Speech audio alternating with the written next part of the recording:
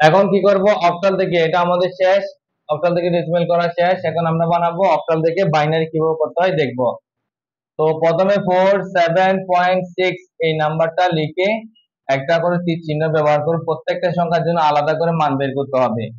তারপর কি করতে হবে, আমি যেহেতু অক্টাল থেকে বাইনারি করব, এর আগে আমরা শিখছিলাম বাইনারি থেকে অক্টাল করা শিখছিলাম, ওটার জন্য যে রুলসটা ফলো করছিলাম সেম রুলস এখন আবারও ফলো করব। তাহলে কি হবে, 8 কে প্রথমে 2 দ্বারা ভাগ করলে কত আসে, 4 কে আবার 2 দ্বারা ভাগ করলে কত আসে, 2 কে 2 দ্বারা ভাগ করলে কত আসে। অর্থাৎ আমাদের এই সিকোয়েন্সটা বসিয়ে দেবো, 4 to 1 ফরম্যাটটা বসাতে হবে। 4 to 1 ফরম্যাট বসানোর পরে উপরে যে নাম্বারটা দেওয়া আছে সেই নাম্বারটা যদি নিচে এই নাম্বারগুলোর সাথে যুক্ত হয়, মানে নাম্বারগুলো দেখবো, চেক করবো, যদি যোগ করা যায় তাহলে হবে কি 1, যদি যোগ করা না যায় তাহলে হবে কি 0।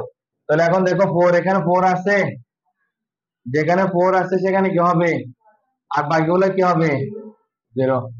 আচ্ছা, এখন আমাদের তাহলে প্রথম মান 4 এর জন্য হবে 100। 7, এখানে 7 আছে নাই, কিন্তু 7 করা যাবে, কি করলে 7 হবে, যে সংখ্যাগুলো বরাবর দেখো, যে সংখ্যাগুলো যোগ করলে 7 হবে সেগুলো 1। তো কোন কোন সংখ্যা যোগ করা যাবে, 4 to 1, 4 to 1 এগুলো বরাবর 1 হবে, আর বাকি আর তো কিছু নাই, তার বাকিটা ঠিক থাকবে।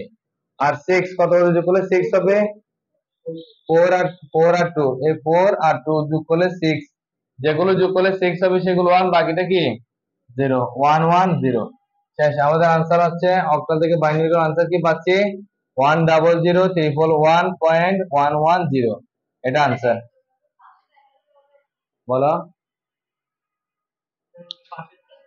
হ্যাঁ, পাশে দেখাইতে হবে, পাশে দেখাইতে হবে এগুলা। ঠিক আছে, সবাই বুঝছো কিনা দেখো।